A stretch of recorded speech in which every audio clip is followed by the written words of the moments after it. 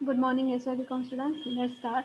In the last lecture, we were discussing about the consumer's responsibility. Today, we are going to discuss about the features of Consumer Protection Act 1986. Can you see the slide properly? Can you see the slide properly, all of you?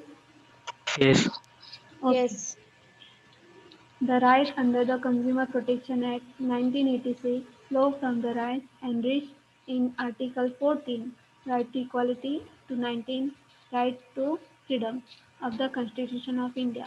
The Right of Information Act, which has opened up the governance process of our country to the common public and also has far-reaching implications for the consumer protection.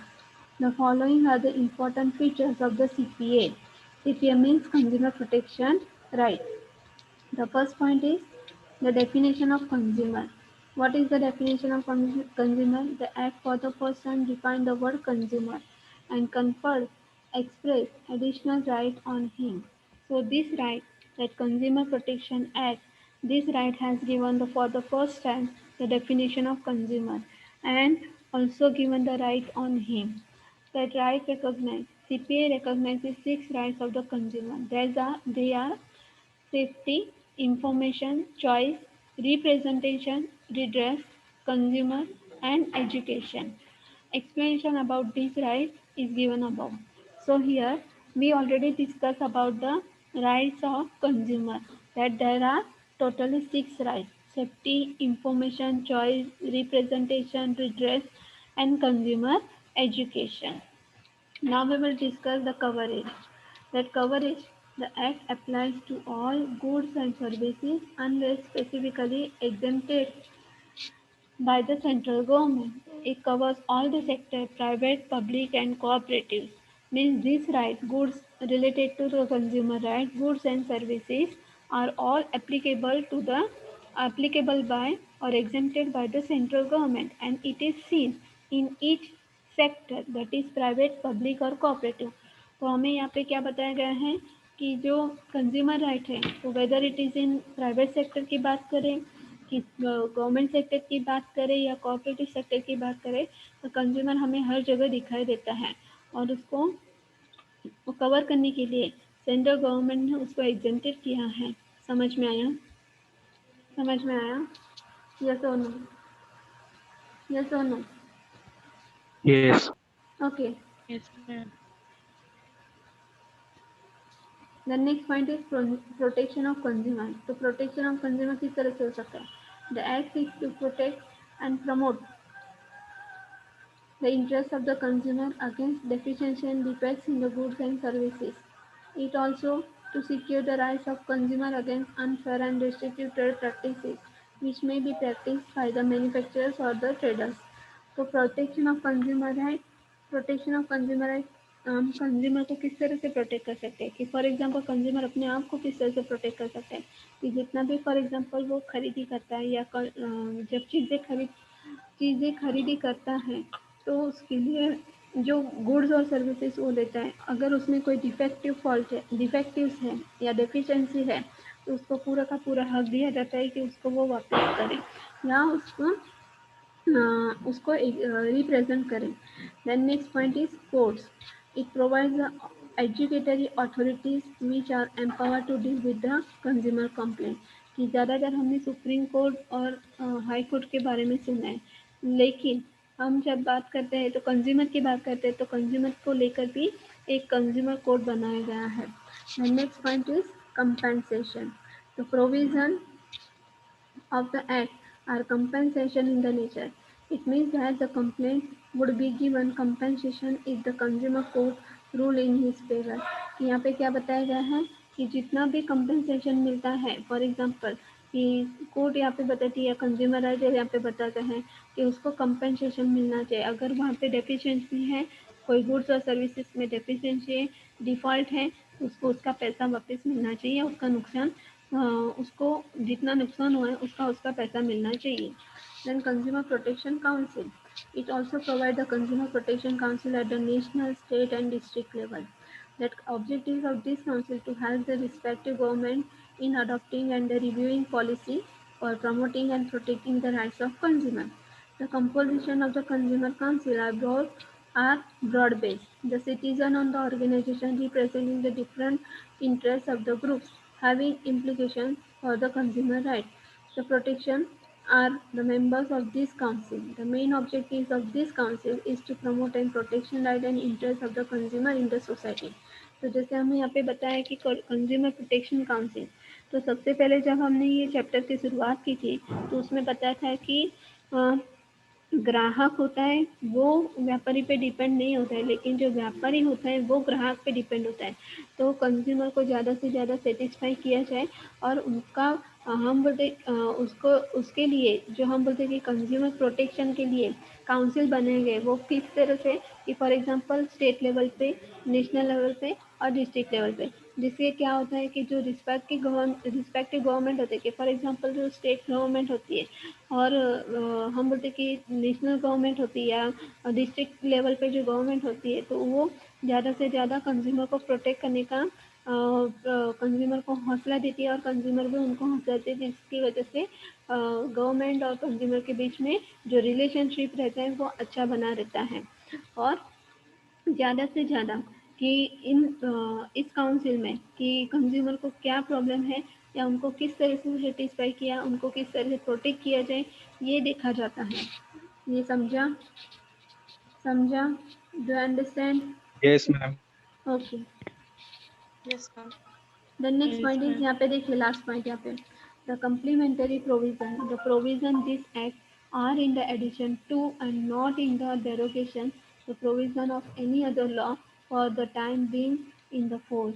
तो आपको क्या बताएगा कि complimentary जो provision of this act कि इसकी वजह से क्या होता है कि डेरोगेशन डेरोगेशन में नहीं होता है, तो दूसरे लिए फॉर एग्जांपल यहाँ पे आपको देखिए जागो ग्राहक जागो ये आपको लोगो दिखाया गया है। तो कॉम्प्लीमेंट्री प्रोविजन ये जो प्रोविजन बनाई है काउंसिल बनाई है ये सबके लिए कंपलसरी है कि ये रूल्स रेगुलेशन के हिसाब से चलता है कि जिसमें हम बोलते हैं कि कोई भी प्रकार का कोई भी टाइप का डेरोगेशन वहाँ पे नहीं है। समझा? समझा? Yes.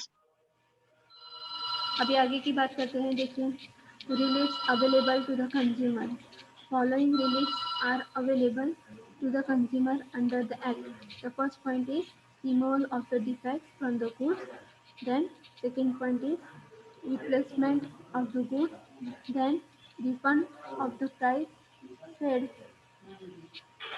refund of the price paid and award of the compensation for the loss or the injury suffered।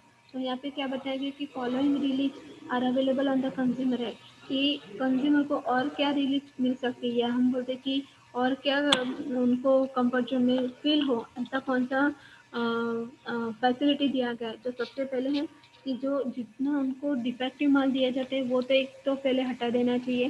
फिर सपोज उसने माल लिया है या थोड़ा सा डिफेक्टिव है तो उसका रिप्लेसमेंट होना चाहिए। अगर उसने प्राइस पेड किया है माल लिया है तो उसको रिफंड वापस मिलना चाहिए। Then award for the compensation for the loss कि जितना भी लॉस हुआ है इंजरी हुआ है उसकी वजह से उसका कंपेंसेशन देना चाहिए। Then discontinue and not to repeat unfair trade practices और द रिस्ट्रिक्टेड ट्रेड प्रैक्टिसेस। तो जितना भी अनफेयर ट्रेड प्रैक्टिसेस है उसको दोबारा रिपीट नहीं करना चाहिए। Not to offer the hazardous good for the sale कि जो लोगों का नुकसान करे या उनकी हेल्थ को लेकर उनके साथ खेला जाए ऐसा माल उन तक नहीं पहुंचाना चाहिए। To withdraw the hazardous goods from the sale ये सब कुछ रूल्स रेगुलेशन बताते हैं, लेकिन सही में इसका कितना एप्लीकेबल यहाँ पे प्रैक्टिकल उसका एप्लीकेबल होता है तो जब हम मार्केट में जाते हैं तभी हमको पता चलता है।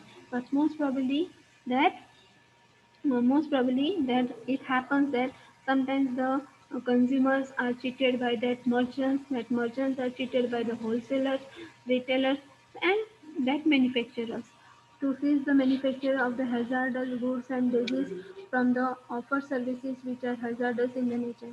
और मैंने जैसे अभी बताया कि जो नेचर के लिए हमारे फॉर एग्जांपल नुकसान कारक है ग्राहक को वैसा माल नहीं बेचना चाहिए।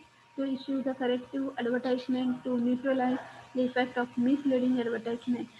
तो जितने भी इश्यूज होते हैं फॉर एग्जांपल कि कंज्यूमर राइट को लेके या उसको मिसलीडिंग एडवर्टाइजमेंट नहीं होनी चाहिए to provide the adequate cost of parties. तो ज़्यादा से ज़्यादा जो हम बोलते हैं लेन देन की बात होती है तो वो लेन देन सही ढंग से या सही तरीके से होना चाहिए। समझ में आ रहा है? समझ में आ रहा है? यस और Yes, ma'am. No? Okay. Yes, ma'am.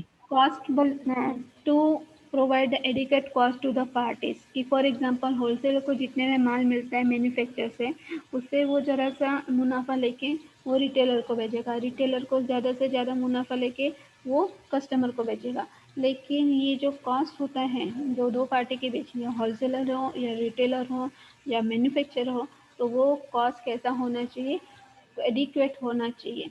कि फॉर एग्जांपल आपको बहुत सारी दुकान में ऐसे भी दिखा है कि फॉर एग्जांपल यहाँ बोलते कि मॉल में ही ऐसा जो चीज़ें फॉर एग्जांपल 40-50 रुपीज़ में मिलती है या 60 रुपीज़ में मिलते हैं तो मॉल में उसका कॉस्ट होता है 200-250 रुपया। एम आई राइट? 200-250 रुपया लगाते हैं तो that will not be adequate. ये एडिक्वेट नहीं है, ये हमको समझ में आना चाहिए कंज्यूमर को लेते time. The next point is advantage of the consumer protection act 1986। तो उसका एडवांटेज क्या है? तो सबसे पहला पॉइंट आता है physical presence not required when compare to an ordinary civil suit in an action under the consumer protection act there is a very need rate to appear before the consumer dispute redressal forum. कि जब भी कोई complain किया जाता है या जब हम कंज्यूमर कोर्ट की बात करते हैं अगर उसने कंप्लेन किया है ग्रेवियंस किया है किसी कंज्यूमर ने तो वहाँ पे उसका प्रेजेंट रहना इतना ज़रूरी नहीं है। The complain can be send to the register post. तो कंप्लेन वो किससे भेज सकता है? रजिस्टर पोस्ट से भी भेज सकता है। Instead of appearing himself complaint authorizes some person to appear on his behalf। अगर वो रजिस्टर से भी नहीं भेजना चाहता और खुद भी नहीं जा सकता तो उसके अलावा उसका फैमिली मेम्बर्स या उसके हम बोलते कि उसका जो नियर वंस और डियर वंस उसका दोस्त वो भी जा सकता है। Then witness can give his evidence through affidavit without appearing in the court. और जो विटनेस होगा तो वो क्या करेगा? जब वो एविडेंस देगा तो वो कैसा होगा? एफिडेविट विदाउट एफिडेविट नहीं होगा। ये एफिडेविट के साथ ही उसका पूरे प्रूफ के साथ ही उसका हम बोलते कि जितना इम्पोर्टेंट प्रोसीजर रहता है एफिडेविट के लिए वैसे ही वो प्रूफ देगा। Even the person against whom complaint is made can authorise someone else to appear on his behalf in the court instead of appearing himself. तो यहाँ पे आपको फिर से वही बात रिपीट हो रही है कि अगर वो खुद नहीं जा सकता तो उसके अलावा कोई और भी जा सकता है। समझ में आया? समझ में आया? Yes. Yes, ma'am. Then next point is simple procedure. The procedures are based on the principle of the natural justice, are easily understandable even by the layman. Lengthy and complicated procedure of the civil court are excluded। कि जो consumer court की जो procedure रहती है वो कैसी है? Simple वाली है। वो सिविल कोर्ट जैसी नहीं होती है, ईजी होती है और समझ में आए वैसी होती है। No need to no need of advocate. कि फॉर एग्जांपल यहाँ पे देखिए क्या बताया कि there is no need to engage an advocate for the proceeding before consumer court. कि यहाँ पे कोई लॉयर की जरूरत नहीं रहती है। वन कैन अपेयर हिमसेल्फ और authorise someone to appear in the consumer court on his behalf. कि वो खुद वहाँ पे एफिडेविट के साथ एविडेंस लेके जाए या दूसरों को एफिडेविट के साथ सबूत के साथ उसको भेज दे। Then nominal fee. The fee is very less for the matters before consumer dispute forums. As of now, it is rupees 100 for matter involving less than rupees 1 lakh, maximum rupees 5,000 for the matter involving more than rupees 1 crore, that is payable as the court fee. This fee is almost 50 times lower in comparison with the civil court। कि जिस तरह से civil court में जितनी fees लिया जाता है कि फॉर एग्जांपल लॉयर का अलग होता है, केस दर्ज कराने का अलग होता है, फिर जितनी फीस होती है उसके हिसाब से यहाँ पे बहुत ही नॉमिनल फीस होती है। या कभी-कभी फीस, हाँ नॉमिनल फीस होती है, फीस नहीं होती इसका नहीं, पर फीस जरूर होती है, पर वो नॉमिनल होती है। Cost to complain. The consumer court as a routine allows the cost to complain for expenses incurred by him for filing complaint, court proceedings, etc. While in the other courts, this is done very few cases. तो उसके लिए जब complain दर्ज करवाया जाता है तो उसका जो हम बोलते हैं कि एक्सपेंसेस होता है, तो वो कंप्लेन मीन्स उसका एक्सपेंसेस कोर्ट देती है, शायद कंज्यूमर कोर्ट देती है, और वो भी बहुत कम केसेस में देती ज़रूर है, लेकिन बहुत कम केसेस में देती है। Then time bound proceeding. The CPA provides time bound proceeding for the disposal cases.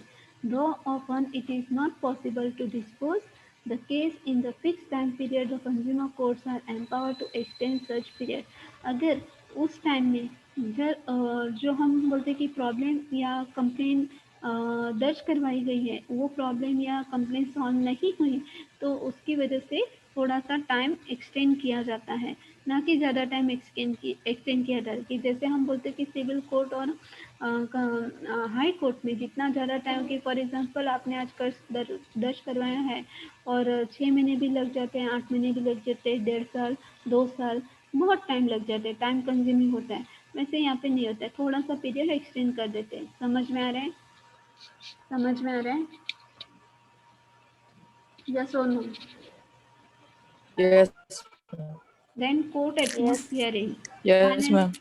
Finally, the consumer court have a different atmosphere when compared to other ordinary courts. Its proceedings often are not required to wear the uniforms like other counterparts in the other courts. This is to create the atmosphere of openness so that the common man is not discouraged from the complaining before these forums. तो यहाँ पे क्या बताया गया है आपको कि जितना हम बोलते हैं ना, फॉर एग्जांपल कि जैसे कंज्यूमर, अरे सॉरी, सिविल कोर्ट में, या जब हम सिविल कोर्ट की बात करते हैं तो वहाँ पे पर्टिकुलर जो जज होते हैं उनके लिए यूनिफॉर्म अलग होता है, लॉयर होते हैं उनके लिए अलग यूनिफॉर्म होता है। तो यहाँ पे कोई भी जो कंप्लेंट दर्ज करवाने जाते हैं उनके लिए भी नहीं, और जो कंप्लेंट दर्ज करके लेता है उनके लिए भी कोई पर्टिकुलर यूनिफॉर्म नहीं है। लेकिन जब कंप्लेन किया जाता है, जो फॉरम में कंप्लेन किया जाता है, तो उनका एम यही होता है कि ज़्यादा से ज़्यादा उस कंप्लेन को सॉल्व किया जाए और कंज्यूमर को प्रोटेक्ट किया जाए। समझ में आए? कंज्यूमर को सेटिस्फेक्शन किया जाए। समझा? समझा? Yes. Then next point is consumer Yes, ma'am. organization and movement. Consumer organization and movement क्या है? So since independence, India has been struggling to develop and strengthen its industrial base. However, during this period, the Indian consumer has borne incredible hardship and has been subjected to exploitation of every kind due to unscrupulous elements and the weak implementation of the laws. Passive by the nature, most Indian consumers have had to put up with the adulterated food and faulty waste. Under the measure, spurious and hazardous drugs, exorbitant prices, endemic shortage leading to the black marketing and the profiteering, and standard production unless the guarantees, callous and indifferent services from the public utilities and the host of the other ills. तो consumer का, for example जब हम अपने देश की बात कर रहे हैं तो वहाँ पे सबसे ज़्यादा इंडस्ट्रियल बेस पे हम अभी पूरे के पूरे डेवलप नहीं हुए। जब डेवलप हो रहे हैं, हमारी स्ट्रेंथ बढ़ा रहे हैं, लेकिन ड्यूरिंग दिस पीरियड के, जब हम आज़ादी के टाइम में, during this period the consumer has born incredible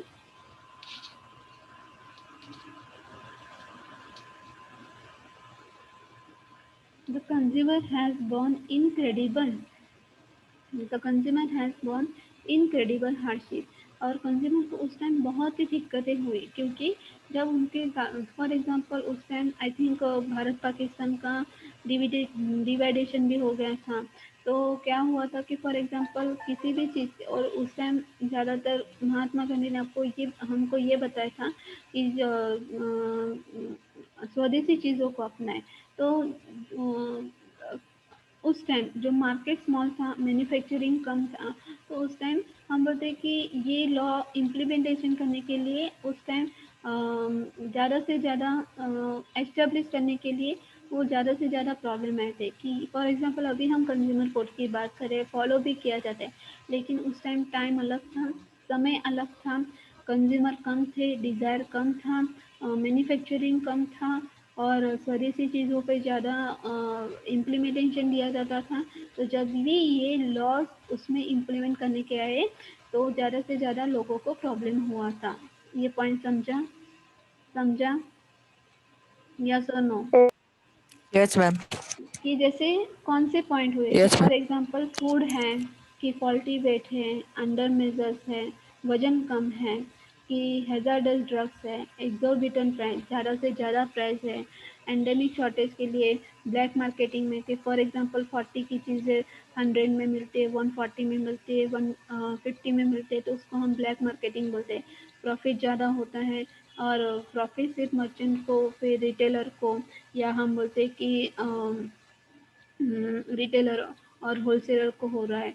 तो ये और कंज्यूमर के बारे में नहीं सोचा जाए तो ये सिचुएशन अभी हमने ये पैंडेमिक, ये जो अभी जो 6 महीने गए, या हम बोलते हैं कि 2 ढाई महीने गए, मार्च से लेके मई तक, ये ज़्यादा से ज़्यादा हमने फेस किया है कि फॉर एग्जांपल जो प्राइस कम था उससे ज़्यादा 5 गुना, या फॉर एग्जांपल 5-10 रुपये बढ़ा के या 15-20 रुपये बढ़ा के उसको बेच रहे हैं कि जो बेसिक नीड्स है वो उसकी बात कर रही हूँ मैं।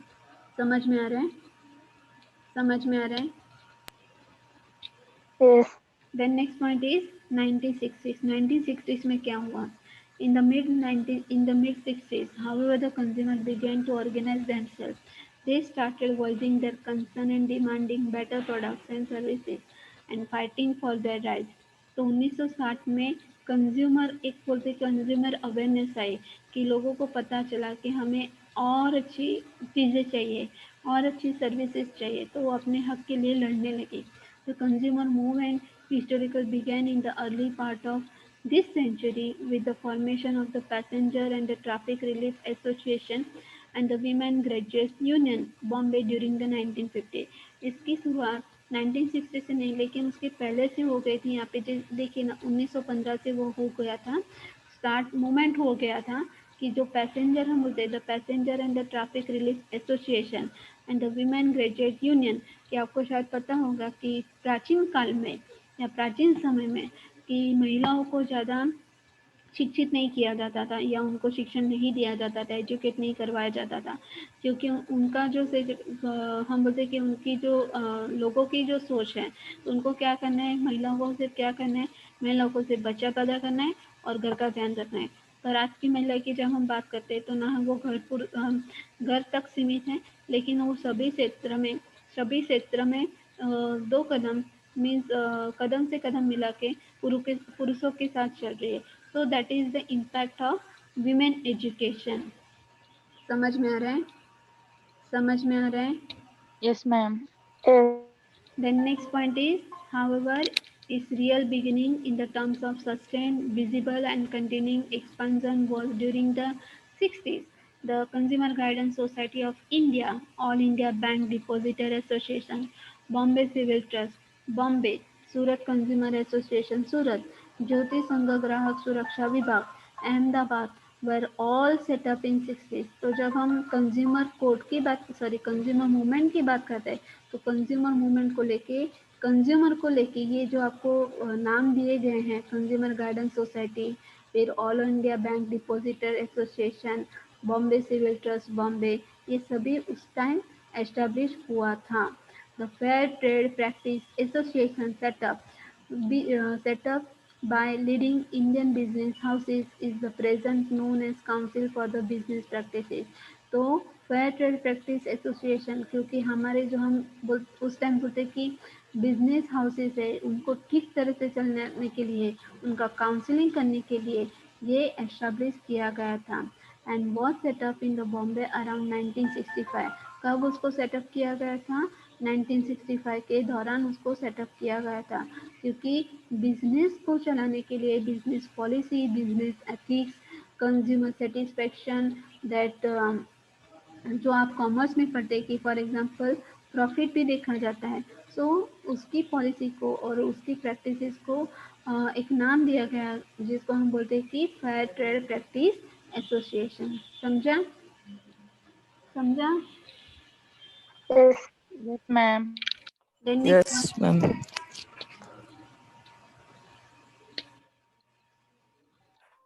Subsequently, during each of the decades, the few more consumer groups came up in the different parts of the country, more particularly Karnataka, Andhra Pradesh, Tamil Nadu, Gujarat, Rajasthan and Delhi. तो ये जो consumer movement हमको दिखाई दी तो सबसे पहले इन state में दिखाई दिया। यहाँ पे नाम दिए गए देखिए, कर्नाटका, आंध्र प्रदेश, तमिलनाडु, गुजरात और राजस्थान एंड दिल्ली में। अभी आगे की बात करते हैं the consumer movement at the international level. ये हमारे देश की बात कर रहे थे अभी हम। अब हम इंटरनेशनल लेवल की बात करते हैं। During the 60s there were two major developments at the international level. The president John F Kennedy of US dedicated his admission to the promotion and the protection of the consumer interest and helping the consumer realize their four fundamental rights: right to safety, information, choice and redressal। तो president हम बोलते हैं कि John F Kennedy जो US के रह चुके हैं, उन्होंने क्या बताया था कि सबसे पहले उन्होंने ही ये कंज्यूमर राइट ये एक्ट निकाला था और उसके हिसाब से हर एक कंज्यूमर को राइट टू सेफ्टी की इंफॉर्मेशन लेने का हक है। उसको सेफ्टी कोई भी चीज़ इस्तेमाल करते हो तो उसमें उसकी सेफ्टी इम्पॉर्टेंट है। उसके लिए चॉइस, वैरायटी ऑफ चॉइसेस तो वो ज़रूरी है। और रिड्रेसल मीन्स उसको कंप्लेन करने का हक दिया गया है। तो as a world consumer right day तो 15 मार्च को 1962 को वर्ल्ड कंज्यूमर डे की तरह इसको सेलिब्रेट किया जाता है। The international organisation of consumer union IOCU was also set up during 1960s। उस टाइम तो 1960 के दौरान international organisation of consumer union वो भी सेटअप किया गया था।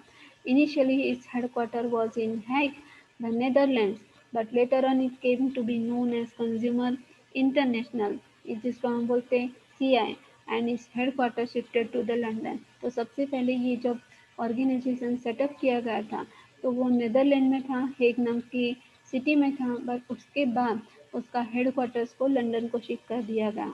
World consumer Congress meets every 3 years and the members share their experience and they learn from one another।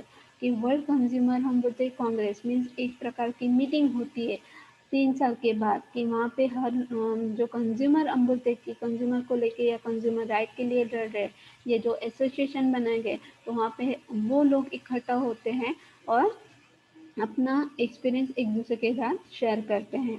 समझा? Do understand? Do understand? Yes और नो? Yes. Yes. आगे देखिए 1960 के बाद आता है 1970 और उसके after till the mid 70s the consumer organization were largely engaged in the activities of the consumer protection by writing articles and holding exhibitions. To the marginal extent, they were also engaged in the making representation to the government for the changes in the policies and the laws. One noticeable exception was Mrinal Gore of Bombay, who believed in the direct action such as procession, demonstration, and picketing। She is remember as Pani Wali by. ये बात आपको याद रखना है कि किसको पानी Wali by के नाम से जाना जाता है। तो मृणाल गोरे को पानी वाली बाई के नाम से जाना जाता है कि जब 1970 की बात करते हैं तो जितना भी हम बोलते कि कंज्यूमर प्रोटेक्शन को लेके जितने भी आर्टिकल्स आए या एग्जीबिशंस हुए तो उसमें सबसे ज़्यादा रिप्रेजेंट उसमें हम बोले कि गवर्नमेंट का जो पॉलिसी था उसका जो लॉस था उसमें चेंज करने के लिए वो आर्टिकल्स लिखे गए थे कि उसमें एक सबसे बड़ा चेंज है कि फॉर एग्जांपल मृणाल गोरे नाम की जो ये महिला थी उन्होंने ऐसा दावा किया था कि ये हम आर्टिकल लिखने के अलावा लोगों को हम बोलते हैं प्रैक्टिकली, लोगों को हम प्रैक्टिकली उसको किस तरह से रिप्रेजेंट करें, इसके लिए उन्होंने ये बताया था। उसकी वजह से उनको कैसे बोला जाता है, पानी वाली बाई। कि फॉर एग्जाम्पल आपको मैं ये बता दूँ कि ऐसा ऐसा खरीदना चाहिए, ऐसा ऐसा खरीदना चाहिए, लेकिन अगर जब तक आप प्रैक्टिकली उसको खरीदेंगे नहीं या उसको अप्लाई नहीं करेंगे तो फिर तभी आपको पता चलेगा कि किस तरह से इसका इस्तेमाल किया जाता है, उसको इस्तेमाल किया जाता है। समझ में आ रहा है? समझ में आ रहा है? यस और नो? For example Yes. आपको एक बात बताती हूँ कि फॉर एग्जाम्पल जैसे हम बोलते हैं कि हम मेले में जाते हैं, ओके, फॉर एग्जाम्पल मेले में जाते हैं, बहुत सारी चीज़ें खरीदते हैं, बहुत सारी चीज़ें भी ज़्यादा अट्रैक्टिव रहती है, माहौल भी अट्रैक्टिव होता है, तो इसकी वजह से चीज़ें खरीदने का मन होता है। लेकिन कि फॉर एग्जाम्पल कई जगह पे जैसे फॉर एग्जाम्पल हम बोलते हैं कि ऐसा एक मशीन बनाया जाता है कि फॉर एग्जांपल उसको पर्टिकुलर कोई फॉर्मेट दिया जाता है कि फॉर एग्जांपल हनुमान है या गणेश है, वो बाहर आते हैं। ज़्यादातर हम गांव के लोगों को, ज़्यादातर हम बोलते हैं कि गांव के लोगों को उनको समझ में नहीं आता है, उनकी भावनाएं भगवान से जुड़ा हुआ होता है, इसकी वजह से हमारी भी भावनाएं पर ये हमको समझ में आते हैं। फॉर एग्जांपल कि वो मशीन को फॉर एग्जांपल वहाँ पे कॉइन डालना है, फिर वो हनुमान अंदर जाते हैं और फिर वापस प्रसाद लेके बाहर आता है, तो that is the one way of earning money. तो ओके, तो यहाँ पे जैसे फॉर एग्जांपल बेवकूफ़ लोगों को बेवकूफ़ बनाया जाता है। तो ये यही बात है कि जब हम चीज़ें खरीदी करते हैं ना या खरीदते हैं, तो ज़्यादातर प्रैक्टिकली उसको किस तरह से अप्लाई करना चाहिए ये हमको समझ में आना चाहिए। कि फॉर एग्जांपल आप कबाड़ी वाले के पास गए कभी? कबाड़ी वाले के पास, कबाड़ी में सब भंगार हम देने जाते हैं ना, कबाड़ी देने जाते हैं, घर का सामान जो अननेसेसरी है, अननेसेसरी थिंग्स है, उसको हम कबाड़ी में दे देते हैं। तो आप उनके पास कभी गए हैं सामान देने के लिए या कभी गए? Yes. ओके, तो क्या करते हैं कि जितना जितना सामान आपके घर में है उतना ज़्यादा बटोरने की कोशिश करते हैं, और आपको पैसे जब वो पैसे देते हैं तो रेट ज़्यादा देते हैं या कम देते हैं?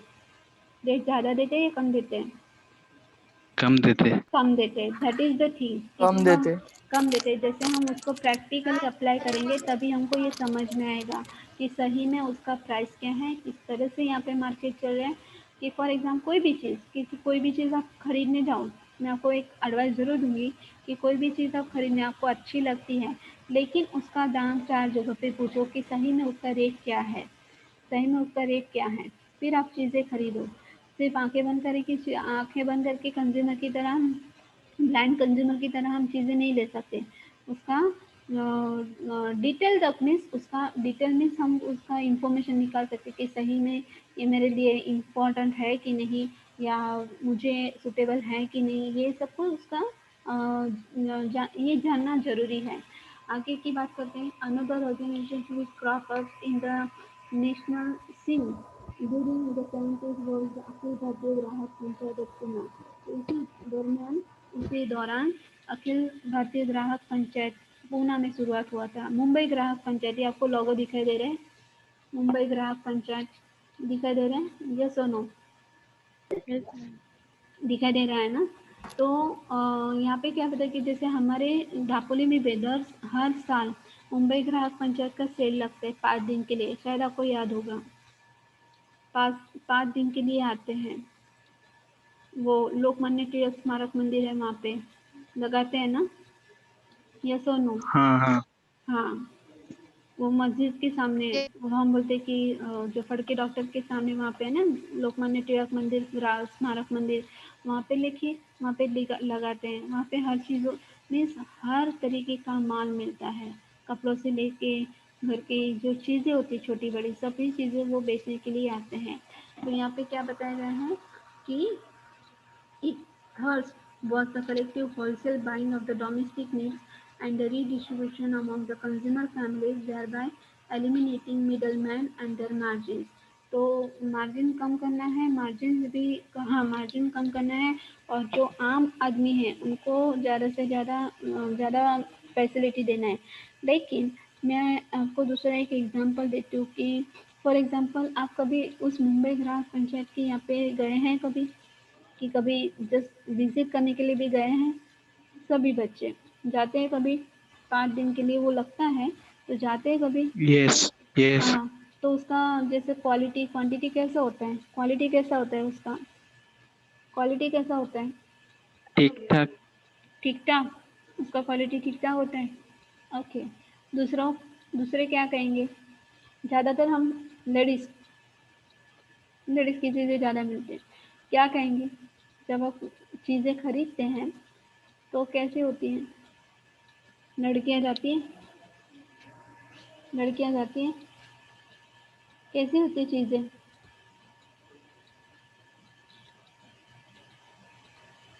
कैसी होती चीज़ें,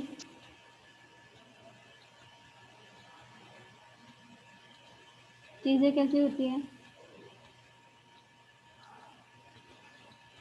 थोड़ी हल्की.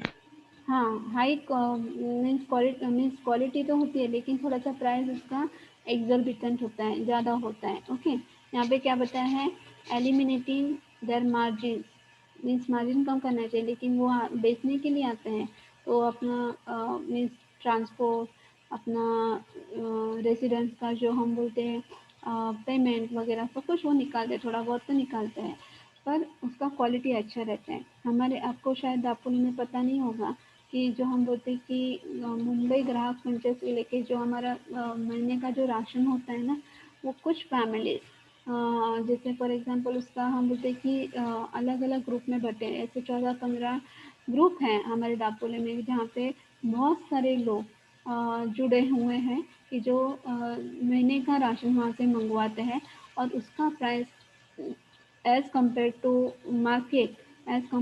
मार्केट कम होता है, थोड़ा सा कम होता है और क्वालिटी भी अच्छा होता है।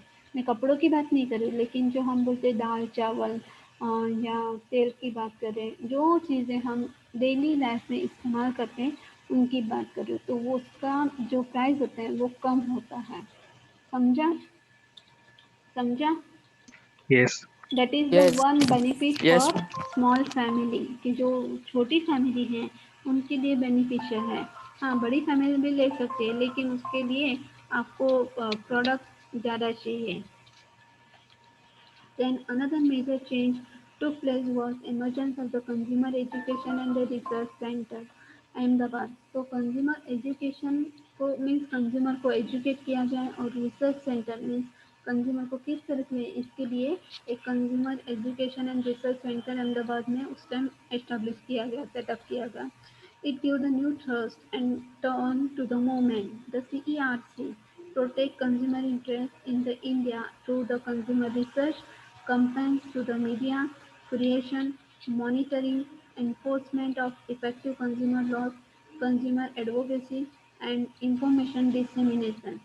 तो यहाँ पे इसकी वजह से सीआरसी की वजह से क्या होता है, तो कंज्यूमर को कंज्यूमर के इंटरेस्ट को या कंज्यूमर के रिसर्च को कि क्या कंज्यूमर को चाहिए, कौन सी क्वालिटी वाला, कौन सी क्वांटिटी वाला, उनकी डिमांड क्या है, थ्रू मीडिया जितना ज़्यादा हो सके वो एडवर्टाइजमेंट के थ्रू या क्रिएशन के थ्रू या कंपेन के थ्रू या कंज्यूमर लॉस के बारे में उनको पता होना चाहिए। उनको सपोज वो कंप्लेन करने गए हैं तो उनकी इंफॉर्मेशन उनके पास प्रॉपर होनी चाहिए। ये सब इंफॉर्मेशन देने का काम कौन करता है, consumer education and research centre. समझ में आया या तो no. Yes. Yes. Yes. Then Yes. next point is 1980s. The 80s witnessed an upsurge in the number of consumer groups coming up across the country. There are now 1,500 consumer groups, and this number should give not the wrong message that the movement is strong and effective.